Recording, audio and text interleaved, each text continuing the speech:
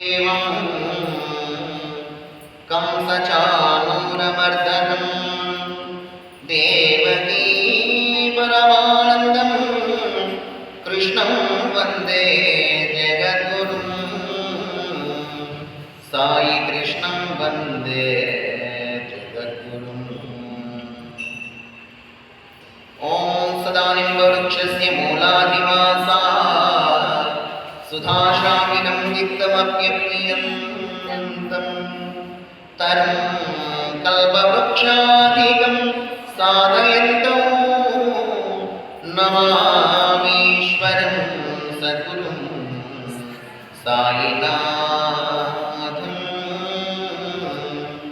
नमामीश्वरं सद्गुरुं साईनाथं।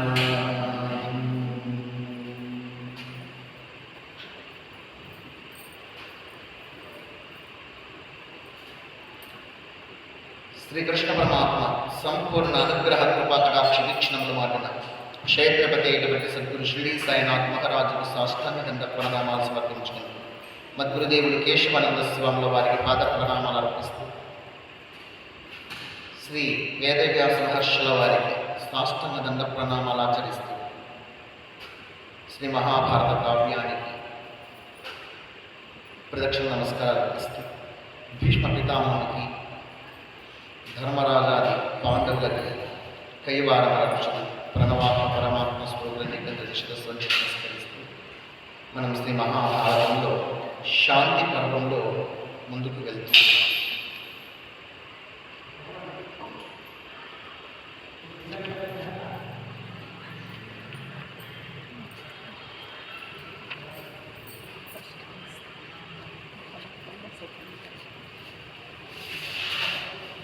మనం అజ్ఞానం గురించి తెలుసుకుంటున్నాం కదా. పోయిన వారంలో అజ్ఞానపు లక్షణాల గురించి తెలుసుకున్నాం. అదేమిటి అంటే అజ్ఞానపు లక్షణాలు రోషం అనేది ఒక అజ్ఞానపు లక్షణమని, దుఃఖము అజ్ఞానం నుంచి కలుగుతుందని మీకు చెప్పాను. అనురాగము రాగద్వేషాలు రెండు కూడా అజ్ఞానపు లక్షణాలు. ద్వేషము కంటే అనురాగం ఎక్కువ దుఃఖాన్ని కలిగిస్తుంది అని గుర్తుపెట్టుకోవాలి. ద్వేషము కంటే అనురాగమే ఎక్కువ దుఃఖాన్ని తెచ్చిపెడుతుంది. ఎందుకంటే చిన్నప్పటి నుంచి పెంచి పెద్ద చేస్తారు ప్రేమ కొద్దీ అనురాగముతో. నా కుమారుడే కదా అని చెప్పేసేసి ఎంతో ప్రేమగా అభిమానంగా పెంచి పెద్ద చేసి ఉద్యోగాలు వచ్చేటట్టుగా చేసి వాళ్ళ కాళ్ళు వీళ్ళ కాళ్ళు పట్టుకొని ఒక మంచి అమ్మాయిని తెచ్చి పెళ్లి చేసిన తర్వాత నేను చెప్పినట్టే వింటాడు వీడు నా కుమారుడు కదా అని చెప్పేసి మా రిలేషన్స్లోనే ఈరోజు పొద్దున అదే మాట్లాడి వాళ్ళు చెప్పడం జరిగింది. తన కొడుకు తన దగ్గర తన తండ్రికి ఆస్తి ఉంది, పొలాలు ఉన్నాయి, అన్నీ రాయించేసి మా పెద్దన్నయ్య రిజిస్టర్ చేసేది. వద్దు, ఆలోచన చేసి వద్దు, ఓట చేయొద్దు, నీ దగ్గర పెట్టుకోం, ఒక్కడే ఒక కుమారుడు కదా, దాని తర్వాత వాళ్ళకి కదా పోయేది, అంత రాయించే అవసరం ఏముంది, ఏం పర్లేదు, నాకేమన్నా చేయండి, ఏం పర్వాలేదు, వద్దు వద్దు అని చెప్పిన దాని కాక రిజిస్ట్రేషన్ కొడుకు పేరు మీద చేయించేసి నేను చేయించలేను, నేను చెప్పి ఇంకొకటి చేయిస్తాను వాడు అని చెప్పేసి పంపించిన అన్నమాట. లిబరల్గా చేయండి అని చెప్తే చేసేస్తాను. అయితే మరుసటి రోజు నుంచే కుమారుడు ఉద్యోగం చేసేది వేరే చోటు, దీనికి కౌలుకి ఇచ్చినారు కదా, ఆ కౌలు డబ్బులు నాకు ఇచ్చేయండి అని మొదలు. గుత్తకి ఇచ్చినారు కదా, దాని డబ్బులతో నాకు ఇచ్చేయండి, మీకేం అవసరం నేను చూసుకుంటా కదా. ఆ డబ్బులన్నీ ఈ కట్టల మీదకి అయిపోయినాయిరా అని చెప్తే ఉన్నాడు వాడు. లేదు, నేను ఆ డబ్బులు ఇస్తేనే నేను నన్ను రాయించుకుంటా ఇంట్లో కదా చెప్పేసి వాడు అసలు ఇంట్లో వదిలిపెట్టేసి అన్నీ ఖాళీ చేసేసి డబ్బులన్నీ లాక్కొని చేసి వెళ్తున్నాడు. 2 రోజులు జాబ్ చేసుకుంటూ బతుకుతున్నాడు. తల్లిదండ్రులను మాట్లాడించడమే లేదు, తల్లిదండ్రులు మాట్లాడించడమే లేదు వాడు అసలు. అట్లా అయిపోయింది. ఇద్దరికి ఆరోగ్యం బాగాలేదు, తినడానికి లేదు. ఇప్పుడు వాళ్ళకి ఎంత నరకంగా ఉంది అంటే అంత నరకంగా జీవనం సాగుతుంది. తినడానికి జరగదు. ఆయనకు కాల్ యాక్సిడెంట్ అయిపోయింది, భర్తకి ఆ కాల్ యాక్సిడెంట్ అయిపోయింది. ఆమె వయసు ఎక్కువ అయిపోయింది. ఏమి ఆమె పోయి పని చేయాలి, ఏమైనా చేస్తే కూలి పని 4 పని చేయాలి, చేసి దానికి వచ్చి భోజనం చేయాలి. పెన్షన్లు రావు. ఆర్థిక సహాయం కోసం మమ్మల్ని అడుగుతూ ఉంది. వేరే విషయం అనుకోండి, చేస్తారా వేరే. కానీ అది ఎంత నరకానికి దారిస్తుందంటే, ఇంట్లో కొడుకు ఉండి తన పిల్లలు ఉండి కూడా వాళ్ళకు ఇప్పుడు అన్నం పెట్టలేని పరిస్థితి. అంటే అనురాగం అనేది ఎంత దుఃఖానికి దారితీస్తుందంటే, వాళ్ళ కన్నీట అంటే వాళ్ళ కళ్ళ నీళ్ళు ఒక్కటి తప్పితే ఏమి మిగలవద్దు. అలాంటి దృష్టి తెచ్చిపెట్టాను. కొడుకు నా కొడుకే కదా నమ్మి చేశాడు, మొత్తం ముంచేశాడు. అట్లా ఉంటుంది. కాబట్టి దుఃఖం అనేది, అనురాగం అనేది ద్వేషము కంటే ఎక్కువ దుఃఖాన్ని తెచ్చిపెడుతుంది. ఈ అనురాగము అజ్ఞానమే, ద్వేషము కూడా అజ్ఞానమే. అలాగే అభిమానంతో ఉండడం. అభిమానం ఉన్నటువంటి వాడిని నేను అని చెప్పడంలో మొట్టమొదటి వాడు ఎవరంటే కనుక దుర్యోధనుడే. ఆత్మాభిమానము అధికంగా ఉండేటువంటి వాడు. మహాభారతం చదివితే మీకు బాగా అర్థమవుతుంది. ఎంత వానికి మేలు చేసే ప్రయత్నం చేసినా పాండవులు వాటిలో మాత్రం ఆత్మాభిమానం వల్ల ద్వేషంగానే పరిణమించింది. ద్వైతవనంలో వీళ్ళ కొద్దీ వీళ్ళు పాండవులు అరణ్యవాసం చేసుకుంటూ యజ్ఞాలు యాగాలు తపస్సు చేసుకుంటూ జీవనం సాగిస్తూ ఉంటే వీళ్ళు తెలుసుకున్నారు పాండవులు ద్వైతవనంలో ఉన్నారు అని. వీళ్ళ ఆర్భాటాలు చూసి వాళ్ళు ఏడ్సాలా అని చెప్పేసేసి కౌరవులందరూ కూడా వాళ్ళ ధర్మపత్రులతో పిల్లలతో రథాల మీద, గుర్రాల మీద, ఏనుగుల మీద సైన్య సమేతంగా ద్వైతవనానికి వచ్చారు. వాళ్ళ హంగులు ఆర్భాటాలు చూసి ఏడ్సాల, కుళ్ళుకోవాలి. అప్పుడే కదా మన తృప్తి. మనం బట్టలు వేసుకుంటున్నాము, మంచి మంచి బట్టలు వేసుకుంటున్నాము. ఎవరు చూసి ఏడ్చాలా అంటే ఎవరైతే మనం చూసి ఏడుస్తున్నారో వాళ్ళ కనపరాలి బట్టలన్నీ. మన ఆభరణాలు కూడా వాళ్ళు చూసి ఏడవాలి. సమాజంలో ఉండేది మహాభారతంలో వచ్చింది అంతే కదా. వాళ్ళు అనుభవించే ఆహారము, తినే తిండి, ఆభరణాలు, వస్తువాహనాలు, ఉపయోగించేటువంటివి, ఆర్భాటాలు అన్నీ తీసుకొచ్చినారు అరణ్యంలోకి. వాళ్ళు ఏదో పక్కకి ఏదో ఆశ్రమాలు కట్టుకునేసేసి వాళ్ళ కొద్ది వాళ్ళు యజ్ఞం యాగం చేసుకుంటూ ఉంటే వీళ్ళు బాజా భజనలు వాయించుకుంటూ, డక్కులు కొట్టుకుంటూ, శంఖాలు వాయిస్తూ, నాట్యాలు, విందులు, వినోదాలు. అక్కడ ఒక కొలను ఉంటుంది, గంధర్వులది కొలను. ఆ కొనల దగ్గరికి వచ్చేసి అన్ని చుట్టూ విడుదలు ఏర్పాటు చేసుకొని మేకలు, గొర్రెలు అన్నీ కోసి వాటితో కడిగి ఆ నీటిలో దాంతో వంట తయారు చేసుకుని శుభ్రంగా తిన్నారు. తినేసి బాగా మందు తాగి జలసా చేస్తూ ఉన్నారు. వాళ్ళు అరిసే అరుపులు, కేకలు అన్నీ కూడాను ఈడదాకా వినిపిస్తాడు.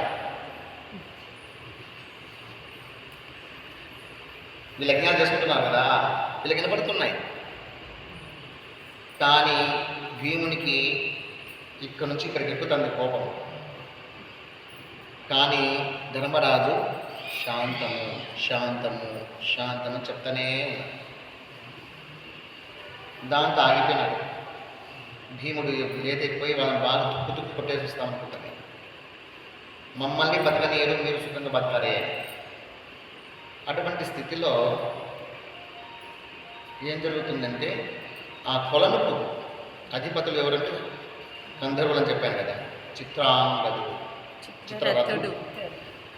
ఆ చిత్రరథుడు సైనికులు పంపించాడు. ముందు ఇద్దరిని పంపించేసి దాన్ని ఖాళీ చేయమని చెప్పు అని పంపిస్తే, నువ్వెవరా చెప్పడానికి, అరణ్యంలో ఉండేది అందరి సొత్తు, ఇది మేము ఎప్ప సొత్తా, ఎవరైనా వాడుకుంటాం, నువ్వెవరు అడగడానికి చెప్పు విరాజుగా చెప్పినాడు. ఎవరు అందులో కర్ణుడు ఉన్నాడు. చెబితే వాళ్ళు పోయి ఆ సైనికులు ఇద్దరు పోయి చిత్రరథుని చెప్పినారు. చిత్రరథునికి పిచ్చి కోపం వచ్చింది. వచ్చేసేసి యుద్ధం ప్రకటించి కర్ణుని తరిమి కొట్టినాడు. కర్ణుడు పారికాయ. దుర్యోధన్ని కాళ్ళు చెదులు కట్టి బంధించేసి రథం మీద వేసుకున్నాడు. నువ్వే కదా దాని కారణం.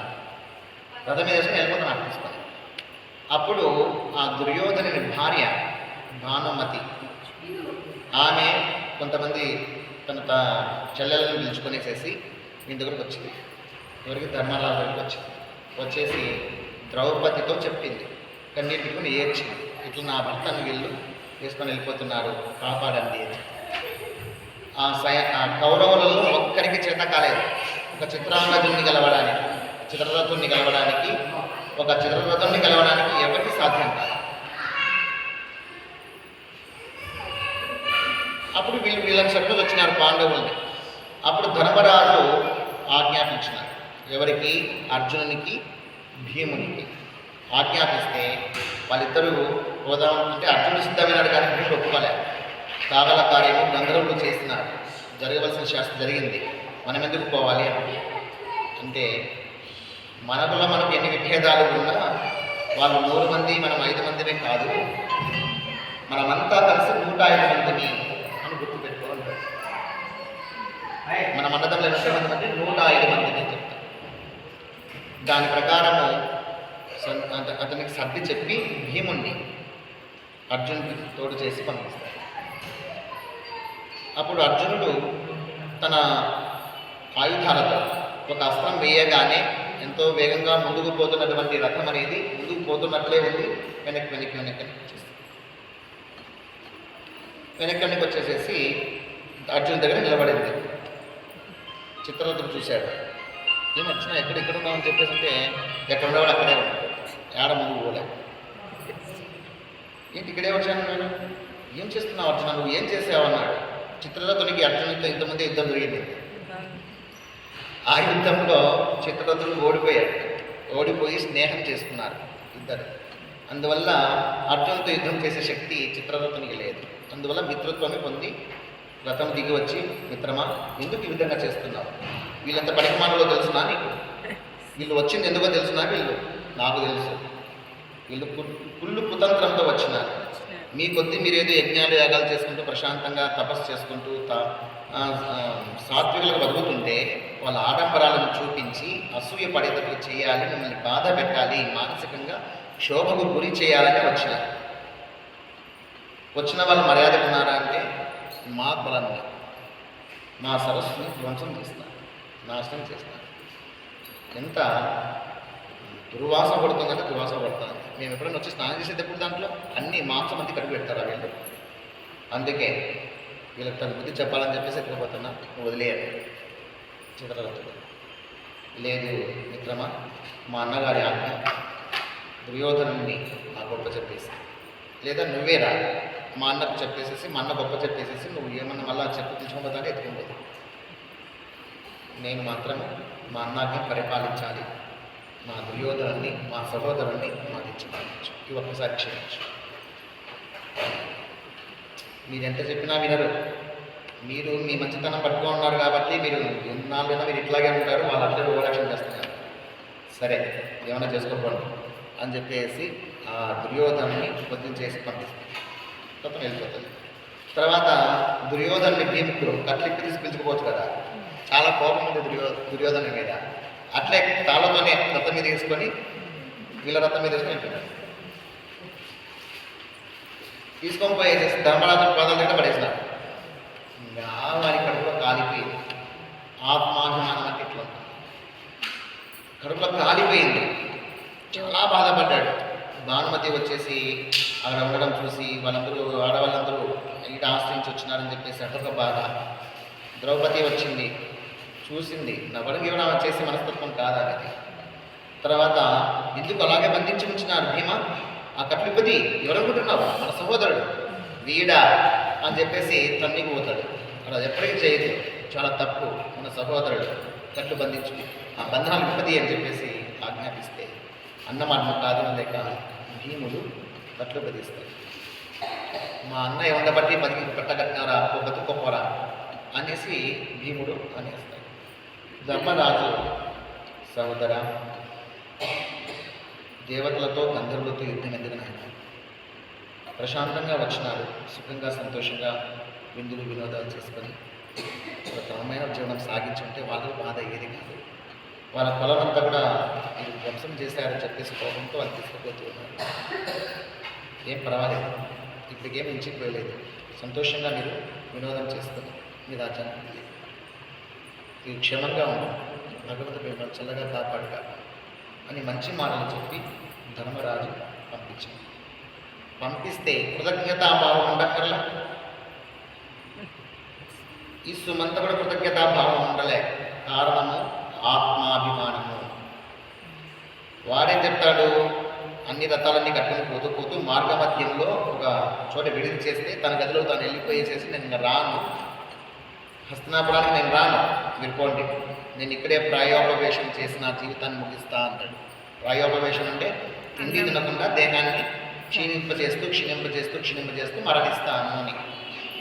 అప్పుడు కర్ణుడు, దుశ్శాసనుడు, శకుని వీళ్ళందరూ వచ్చేసేసి నీకేం కర్మ, నీకెందుకు అంత కర్మ పట్టింది, వాళ్ళు ప్రయాణం చేసి చచ్చిపోవాలా, నీకేం తక్కువ ఉందని, వాళ్ళ బాధ్యత అది కన్న కదా, మనకందరికి కన్న కదా, ఆ బాధ్యత కొద్ది చేస్తున్నారు. ఒకవేళ రక్షించలేదనుకో, దగ్గర రక్షించలేదు కదా అని అంటారు కదా, వాళ్ళ చెడ్డ పేరు రాకుండా చేస్తున్నారు. అట్లా వాళ్ళ చెడ్డ పేరు రాకుండా చేసుకున్నారు. నువ్వెందుకు బాధపడతావు, వాళ్ళ బాధ్యత అది రక్షించాలా, ఎవరి కోసం అన్నపించుకుంటాం కదా, కాబట్టి నువ్వేం చేయాల్సిన అవసరం లే. తెలివితేటలు అవసరానికి తగ్గట్టు అనేసి రకరకాలుగా చెప్తారు. అంటే ఈ దుర్యోధనునికి సంరక్షించినాడే, నన్ను కాపాడినాడే, సహోదరునితో సమానంగా మేము చూడకపోయినప్పటికీ నన్ను తమ్మునిగా భావించి రక్షించినాడే అనేటువంటి ఒక కృతజ్ఞతాభావం అనేది లేదు దుర్యోధనుడికి. కారణం ఏంటంటే ఆత్మాభిమానం. ఆత్మాభిమానం వల్ల వాళ్ళు కృతజ్ఞులుగా మారతారు, కృతజ్ఞులుగా మారరు. కృతజ్ఞుడు వేరు, కృతజ్ఞులు వేరు. కృతజ్ఞులు అంటే వాళ్ళ మాంసము కుక్కలు కూడా తినాలంట, మర్చిపోయేటువంటి వాళ్ళు.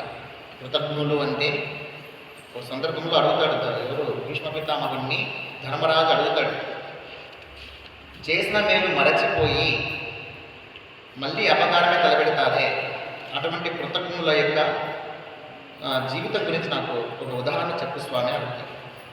అప్పుడు నాడీ జంగుడు అనేటువంటి కథ చెప్తాడు భీష్మ పితామహుడు కృతజ్ఞుని గురించి.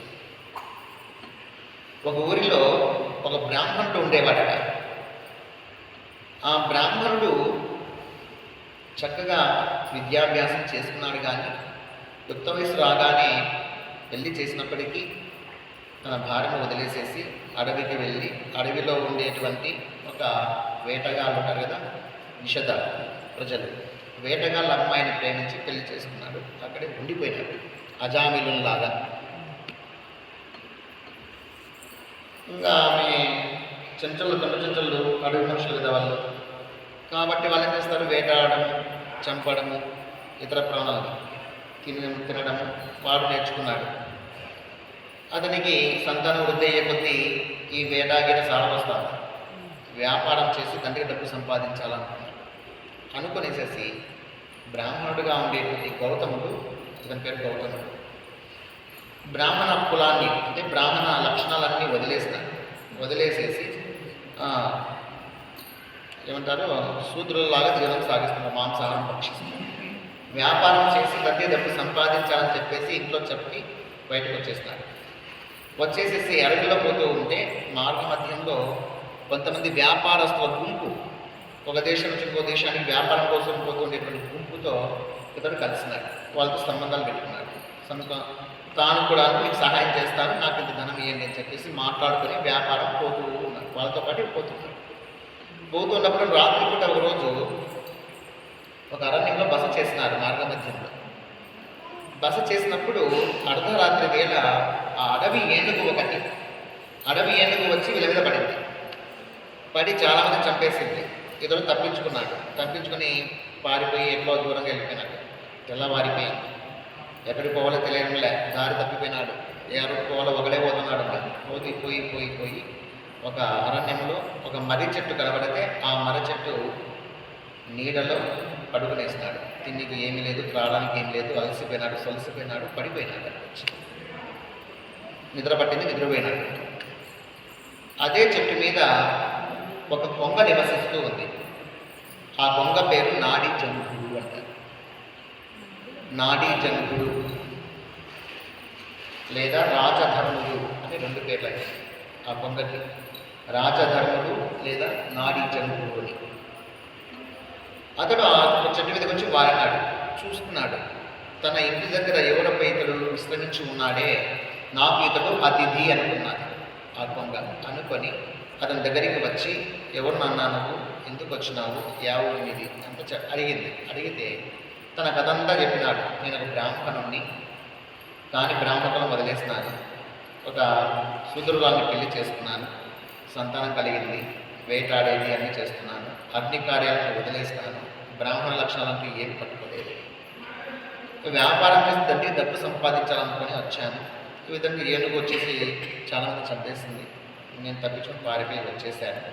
బాగా అలసిపోయి ఉన్నాను, ఆకలితో ఉన్నాను, నిస్సత్తువతో ఉన్నాను, ఏమీ చేయలేని స్థితిలో ఉన్నాను అని చెప్పేసి నీరసంగా చెప్పాడు. అయ్యో చాలా నీరసంగా ఉన్నావే, ముందు చెప్తామని చెప్పేసి తాను వెళ్ళి కొన్ని మధురమైనటువంటి ఫలాలు, కొన్ని చేపలు తీసుకొని వచ్చేసేసి పెట్టింది.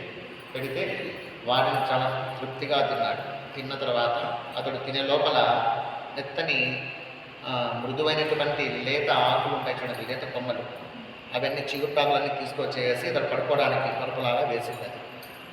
తన ఇంటికి అతిథిగా వచ్చాడు అని చెప్పేసేసి వేసేసేసి అతడు తిన్న తర్వాత పడుకోవడానికి అన్ని ఏర్పాటు చేసింది. పడుకొని నిద్రపోయినాడు. ఆ రోజంతా గడిచిపోయింది. మరుసటి రోజు తెల్లవారు కానీ నీవేమో బ్రాహ్మణుడు, కులధర్మం వదిలేసినావు, శూద్రత్వాన్ని చేరుకున్నావు, డబ్బు సంపాదించాలని వచ్చినావు, నీ కులవృత్తులన్నీ వదిలేసి నీవు వేటాడేది కూడా చేస్తున్నావు. వాస్తవానికి నీ ధర్మానికి విరుద్ధంగా ప్రవర్తిస్తున్నావు. అయినప్పటికీ నాకు అతిథిగా వచ్చావు, డబ్బు సంపాదించాలని ఆశతో వచ్చినావు కాబట్టి నాకు ఒక మిత్రుడు ఉన్నాడు. పక్కనే ధర్మవ్రజము అనేటువంటి ఒక దేశం ఉంది, 3 యోజనముల దూరంలో ధర్మవ్రజము అని. ఆ ధర్మవ్రజము రాజ్యానికి విరూపాక్షుడైనటువంటి ఒక రాజు ఉన్నాడు, రాక్షస రాజు. అతడు విరూపాక్షుడని రాక్షస రాజు పరిపాలన చేస్తున్నాడు. అతడికి నేనంటే చాలా ఇష్టం, నాకు మిత్రుడే అతడు. మీరు వెళ్ళి ఈ విధంగా నాడీ జంగుడు పంపించాలని చెప్పండి చాలు, నీకు ఈ ధనము దండగా ఇస్తాను. సంతోషంగా నువ్వు ఇంటికి వెళ్ళి జీవనం సాగించవచ్చు. నీకు ఒక సహాయం చేయగలను, నేను చెప్పానని చెప్పండి చాలు అని చెప్పగానే ఎంతో సంతోషంగా నమస్కారం చేసి ఇతడు వెళ్ళాడు. ఆ 3 యోజనలు నడుచుకుని వెళ్ళి ఆ విరూపాక్ష రాక్షస రాజును కలిసినాడు. ఆ రాక్షసురాజు చూసి, ఎవరు నువ్వు అనగానే, నేను గౌతముడను, నాడీ జంగుడు అనేటువంటి నీ మిత్రుడు, నాకు మిత్రుడు, అతను పంపిస్తే వచ్చాను, ధనము సంపాదించాలని వచ్చాను. మరి నువ్వేం చదువుకున్నావు, నీ కులమేమి, నీ గుణమేమి అని అడిగినాడు. నీ విద్య ఏమి అని అడిగినాడు. అడిగితే అదంతా చెప్పినాడు. నేను ఒక బ్రాహ్మణుణ్ణి అయినప్పటికీ ఇట్లా చెడిపోయినాను, కులవృత్తులను వదిలేసినాను, వేటగాడిని అయినాను, వ్యాపారం చేద్దామనుకునేసేసి డబ్బు సంపాదిద్దామని చెప్పేసి దేశాన్ని వదిలేసేసి ఎక్కడికో వచ్చాను, ఏనుగు ఈ విధంగా పడింది, వెళ్ళిపోయినారు, అందరూ వచ్చి చనిపోయినారు, నేను తప్పించుకొని వచ్చినాను, అలసిపోయి పడిపోయింది, నీ మిత్రుడు నాకు భోజనం పెట్టి అని ఏర్పాటు చేసి ఇట్లా నీ దగ్గర పంపించినాడు. నీవు అసలు ఏమైనా ధర్మంగా ఉన్నావనయ్యా, నీకు ధర్మం ఏదన్నా ఉందా ఒక్కటంటే ఒక్క ధర్మబుద్ధి లేదు. ఎవరైతే ఏమి నాకేమి, నా మిత్రుడు పంపించినాడు, నాడీ జంగుడు పంపించినాడు, నీకు సహాయం చేయాలి. నా మిత్రుడు నువ్వు మిత్రుడే కాబట్టి ధనం ఇస్తాను. రేపు శ్రావణ పౌర్ణమి, బ్రాహ్మణులందరూ వస్తారు, నువ్వు కూడా చక్కగా భోజనం పంచపక్ష ప్రమాణాలతో భోజనం చేసిన తర్వాత నీకు ధనం ఇస్తాను, తీసుకుని వెళ్ళిపోవాలి. అలాగే మహారాజు అని చెప్పేసి అక్కడే ఉండిపోయాడు. మరుసటి శ్రావణ పౌర్ణమికి పంచపక్ష ప్రమాణాలు బంగారు పల్లెరంలో పెట్టి బ్రాహ్మణులతో పాటు కూర్చోబెట్టి భోజనం పెట్టాడు. భోజనం పెట్టేసేసి మోయలేక మోసేంత ధనాన్ని ఇచ్చినాడు. బంగారు కాసులు మోయలేక నెత్తి మీద పెట్టుకొని, ఇది 1 కేజీ ఎనుము తీసుకోమంటే బరువు అవుతుంది, కానీ కేజీ బంగారం తీసుకోమంటే లక్షణంగా ఎత్తుకుంటాం. 30 కేజీలు ఏం ఎత్తుకురాను రా అంటే ఎవరెక్కరా అదే 30 కేజీలు బంగారం అంతా తీసుకొని బాగుందండి ఇంకా ఈడబెట్టు లేదా ఈడబెట్టు లేదా అది తలగది ఎత్తుకుపోతాం. ఏదో ఒకటి వస్తువును బట్టి భారం మారిపోతుంది. వస్తువు యొక్క విలువను బట్టి భారం మారిపోతుంది. ఇతనికి అంత ధనం వచ్చేటప్పటికి మొయ్యలేకైనా కానీ చాలా ఆనందంగా మోసం వచ్చేస్తాడు. ఎవరికి వచ్చాడు? నాడీ జంగుడికి వచ్చాడు. నాడీ జంగుడు చూసి చాలా అలసిపోయి ఉన్నామని చెప్పేసి కొన్ని పండ్లు కొన్ని చేపలు అక్కడ వేరు తిని తీసుకొచ్చి దాన్ని అతనికి పెట్టి తినిపించేసి, ఇంకేమి నా మిత్రుడు మీకు బాగా సంతోషంగా మంచి చేస్తున్నాడు కదా, సంతోషం భోంచేసేయి, తినేసేసి నేను తాగు పడిచినాను, శుభ్రంగా నిద్రపో అని చెప్పేసి ఇద్దరు ఏదో తిన్నారు. ఇద్దరు పడుకుని నిద్రపోయినారు. చీకటి పడిపోయింది. ఉంటుందా? మరుసటి పొద్దున్నే లేచి వెళ్ళిపోవాలి ఇద్దరు సంకల్పం తన ధనాన్ని దగ్గర. సరే రాత్రి హాయిగా నిద్రపోయినారు. ఈ నాడీ జంగుడు అంట ఈ గౌతమునికి అర్ధరాత్రి మళ్ళీ మెలకువ వచ్చింది. మెలకువ వచ్చి ఆలోచన చేశాడు, ఈ ధనమంతా నాకు ఎంతో తృప్తిగా లభించింది, సంతోషమే. ఇక పొద్దున్నే తెల్లవారుదని ప్రయాణం చేయాలా, మార్గ మధ్యలో ఏం తిండి దొరుకుతుంది, ఈ కొంత బాగా బలిసిపోయి ఉంది, దారి తిండికి అవసరమవుతుంది, ఎట్లా పడుకొని ఎట్లా చచ్చిపోయేది కదా ఇది అని చెప్పేసి లేచాడు. లేచి నడుము కట్టినటువంటి ఆ యొక్క గోచిని బాగా దిగించి కట్టుకొనేసేసి చుట్టుపక్కల చూస్తే ఒక కర్ర దొరికింది. ఆ కర్ర తీసుకొనేసేసి నిద్రపోతున్నటువంటి ఆ నాడీ జంతుని దెబ్బ రొడేట్లేసాడు. వేస్తానేకుండా చచ్చిపోయింది. చచ్చిపోగానే దాని తోలంతా బలిచేసేసి లోపల మాంసానంతా తీసుకునేసేసి తన వస్త్రంలో సద్దిలాగా కట్టుకునేసేసి శుభ్రంగా ధనాన్నంతా నెత్తిన పెట్టుకొని ప్రయాణం సాగించి వెళ్తాడు. తెల్లవారిపోయింది. ఇక్కడ విరూపాక్షుడు రాక్షస రాజు అంటూ నిద్ర లేస్తానే పక్కన వచ్చేసారి నిలబడి ఉంటుంది. ఇది ఈ యొక్క రాజధనముడు లేదా నాడీ జంతువు. ఈ పక్షి వచ్చేసి good morning sir, good morning అని చెప్పేటువంటిది. మార్నింగ్ మిత్రమా. ఇప్పుడు ఆ విరూపాక్షుడికి గుడ్ మార్నింగ్ చెప్పేది లేదా, రాలే. ఏమిటి నా మిత్రుడు ఇంకా రాలేదు, ఏమైనాడు అని చెప్పేసి కాసేపు ఎదురు చూశాడు. పొద్దు ఎక్కుతుంది కానీ రాలే. ఏమైంది, చాలా లోపల మనసుకు ఏదో బాధగా అనిపిస్తుంది, ఏదో అపచారం, ఏదో అవతారం, ఇతనికి ఏదో జరిగినట్లుంది అని చెప్పేసి తన భృత్యుల్ని పంపించినాడు. పంపిస్తే తన భృత్యులు పోయేసి చూస్తే ఆ మర్రి చెట్టు కింద దాని ఈకలు, తోలు, కొన్ని చిన్న ఎముకలు, కాళ్ళవి ఉన్నాయి కదా, అవి పడిపోయింది రెక్కలవి. చాలా ఆఘాయిత్యం జరిగిపోయిందని చెప్పేసి పరుగున పోయి చెప్పినారు. చెప్పగానే విరూపాక్షం చాలా కోపం వచ్చింది. తన భృత్యుల్ని పంపించాడు, మాయావులని. తీసుకురాడు రాడు. వీళ్ళు రాక్షసులు మాయావులు టకటకటక వెళ్ళిపోయారు. లాక్కుని చూపించారు. యాడున్నాను మాయావుల దగ్గర గటక నేర్చుకుని వచ్చేసి పడేశారు కాళ్ళ దగ్గర. ఆ గౌతమ్ని తెచ్చి విరూపాక్షుని కాళ్ళ మీద పడేశాడు. పడేయగానే వీడిని మొహం కూడా చూడకూడదు, దరిద్రుడికి కృతజ్ఞుడు, నా మిత్రుడు ఎంతో ఉపకారం చేస్తే దాన్ని సంహరించి వీడు మాంసం ముద్దగా కట్టుకు తీసుకెళ్తాడా సద్దిలాగా. అంత ఉపకారం చేస్తే వీని మొహం కూడా చూసిన దరిద్రమే, వృక్షులైనటువంటి వారు మీరు రాక్షసులారా వీని చీల్చితేనండి పోయి అని చెప్పేసి శిక్షలు పడేస్తాడు. ఆ వృక్షులైనటువంటి వాళ్ళు రాక్షసులైనప్పటికీ వీడి కృతజ్ఞుడు స్వామి, మేము ఈ భోజనం వీని తినలేము అని చెప్పేసి వాళ్ళు కూడా రాక్షసులు కూడా తినకుండా వాడిని ముక్కలు నరిగేసేసి దొంగలకు ఇచ్చేశారు. దస్యులు అంటారు వాళ్ళని. దొంగలనే మరొక పదము దస్యులు అని. మహాభారతంలో దస్యుల పదం ఉపయోగించినాడు అక్కడ వేదవ్యాసుడు. దస్యులకు ఇచ్చినారు. ఇస్తే ఇతడు కృతజ్ఞుడు కదా, మేము కూడా తినమన్నారు దొంగలు. వాళ్ళు పంపించినారు కానీ రే పనికి మానవుడు వీడు, ఇది తిన్నామంటే కనుక మనకు కూడా అదే దొరికింది వస్తుంది, ఆ పాడు బుద్ధి వస్తుంది మనకొద్దు అని చెప్పేసి ఆ మాంసాన్ని తీసుకొని పోయేసేసి కుక్కలకేస్తారు. కుక్కలకేస్తే ఆ కుక్కలు కూడా వాసన చూసి కృతజ్ఞుని మాంసం మేము తినం అని చెప్పేసి అవి పట్టారు. అవి కూడా పక్కకి వెళ్ళిపోయినాయి. కుక్కలు కూడా తినలే. క్రిమి కీటకాలు తినకపోతే క్రిమి కీటకాలు ముట్టుకోలేదు. కృతజ్ఞుడు వీడు. సరే, ఇంకా విరూపాక్షుడు ఏం చేశాడు, ఆ బాధతో మిగిలి ఉన్నటువంటి ఆ తోలు, అవేమిటి ఈకలు, ఆ ఎముకలు చిన్న చిన్న ఉన్నాయి కదా, అవన్నీ కలిపి ఒక చోట చేర్చి కొన్ని కర్రలు వేసి నిప్పు పెట్టి దహన సంస్కారం చేసినాడు బాధతో కన్నీరు గారుస్తూ. ఆ సమయానికి ఇంద్రుడు వచ్చాడు. ఇంద్రుడు రాగానే ఆ యొక్క విరూపాక్షుడు ఇంద్రుడు చూసి ఏడ్చేశాడు. నా మిత్రుడు ఎంత గొప్పవాడు, ఎంత ఉత్తముడు, అన్యాయంగా ఈ విధంగా ఒక కృతజ్ఞత చేతిలో మరణించాల్సి వచ్చింది. నా మిత్రుడిని కాపాడాలి, నా మిత్రుని బతికించాలి అని చెప్పేసి విరూపాక్షుడు ఇంద్రుడిని ప్రార్థించినాడు.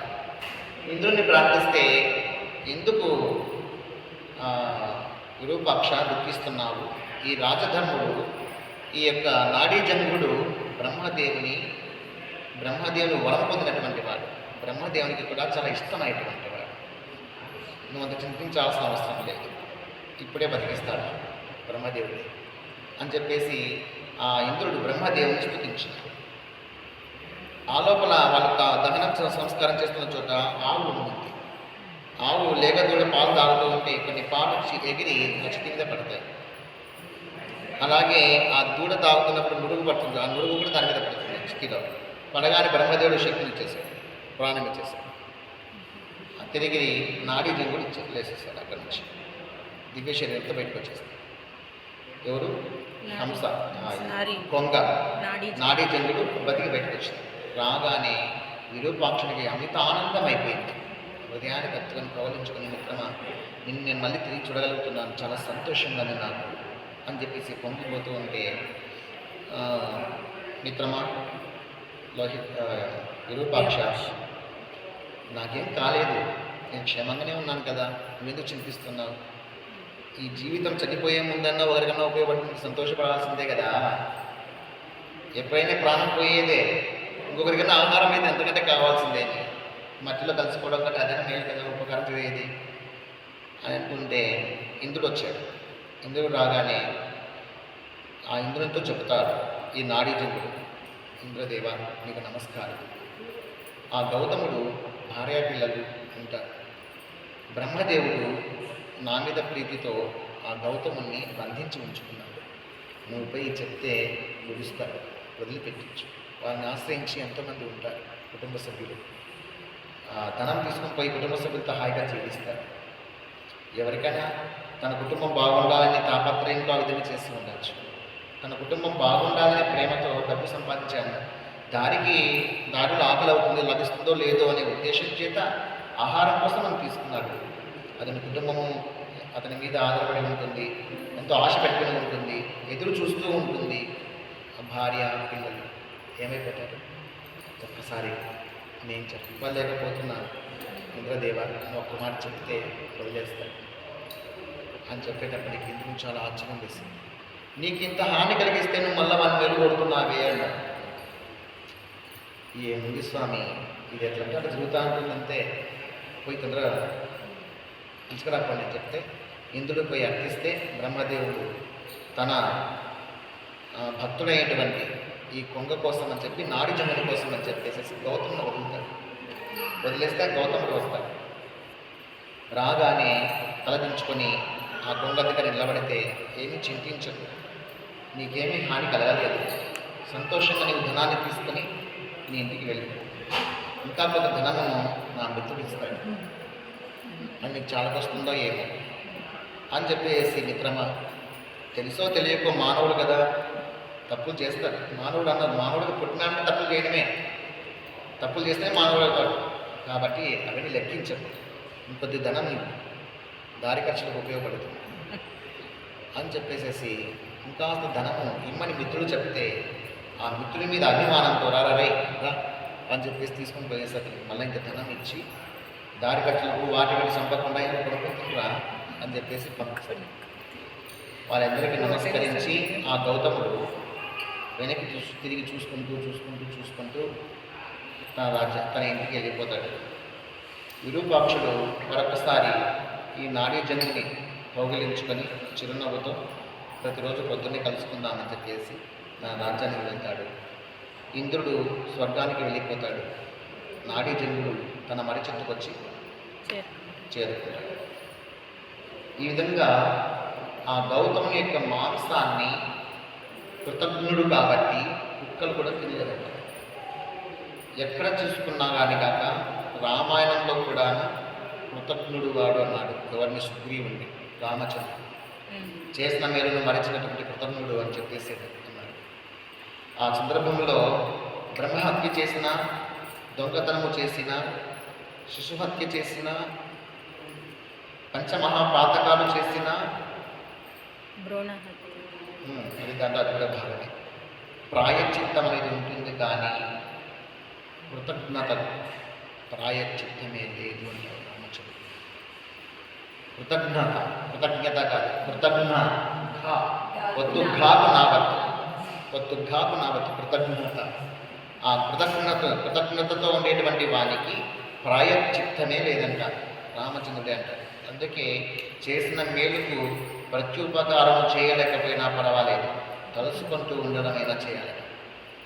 ఎవరైనా మనకు మేలు చేస్తే వాళ్ళకి తిరిగి ఉపకారం చేయకపోయినా పర్వాలేదు, అపకారం చేయకూడదు. కనీసం తలుచుకుంటూ ఉండాలట. అయ్యో నాకు ఫలానా మంచి చేశాడు అని తలుచుకోవడం వల్ల నువ్వు కృతజ్ఞునిగా ఉన్నట్లుగా భగవంతుడు తెలుస్తూ ఉంటుంది. అలా తలుచుకోకుండా ఇంకా అపకారమే చేస్తున్నావంటే నిన్ను మించినటువంటి పాపాత్ముడు ఇంకా నిష్కృతి లేదంటే వారి పాపానికి అని చెప్పేసి రామాయణంలో రామచంద్రుడు కూడా మాట్లాడతారు ఆ మాట. కాబట్టి ఇక్కడ దుర్యోధనునికి అదే స్థితే, కృతజ్ఞతాభావమే చివరిదాకా మిగిలిపోయింది. దాని యొక్క పాపమే వాదనికి వినాశనం చేసేసింది. కాబట్టి ఈ అజ్ఞానాన్ని తొందరగా వదిలిపెట్టకపోతే మన క్లాసులు ముందుకు పోవు. అజ్ఞానం దగ్గరే 3-4 క్లాసులు అయిపోయినాయి. అనురాగము, అభిమానము, గర్వము, వేగము మరియు మాంద్యం. మాంద్యం అంటే ఏమి? సోమరితనం, ఏమరపాటు, అజాగ్రత్త. ఇవి కూడా అజ్ఞానపు లక్షణాలే. గర్వం అనేది తెలుసు నీకు. వేగం అంటే ఏమి? తొందరపాటు. ఏది ఆలోచన చేయకుండా నెమ్మది నిర్ణయాలు తీసుకొని మాట్లాడేసేది, కొట్లాడుకునేది, ఇవన్నీ చేయకూడదు. ఆలోచన చేయాలి. వేగం అనేది కూడా అజ్ఞానమే చెప్తున్నాడు. తర్వాత దమము గురించి అడుగుతాడు. దమం అంటే ఏమి, దాని యొక్క విస్తృతి ఏమిటి అని చెప్పేసి ధర్మరాజు అడిగితే దాని సమాధానంగా వచ్చేవారం చెప్తానంటే మీరు ఇంటికి పోయి రాకండి అని చెప్పేసి భీష్మ పితామహుడు పంపిస్తాడు ఇంటికి అని తెలియచేస్తూ ఈ 4 మాటలని నన్నరు పలికించినటువంటి ఆ దేవాదిదేవుడు శ్రీకృష్ణ పరమాత్మ చరణ అరవిందములకు పుష్పాలుగా సమర్పిస్తూ మనకందరికీ త్రికరణ శుద్ధిని, లింగాతీత స్థితిని, స్థితప్రజ్ఞతను, విశాలమైన హృదయాన్ని, ప్రశాంతమైన జీవితాన్ని, లోక కళ్యాణకారక బుద్ధిని, ఆంతరంగిక భక్తులకు, కారణ జన్ములకు, లోక కళ్యాణకారకులకు ఉండవలసినటువంటి అన్ని అర్హతలను మనకందరికీ ఆ దేవాది దేవుడు అనుగ్రహించి ఆశీర్వదించవలసిందిగా మనసా వాచా కర్మణ ప్రార్థిస్తూ ఇంతటితో ముక్తాంతి చేస్తాను. హరి ఓం తత్సత్. ఓం సహనావతు.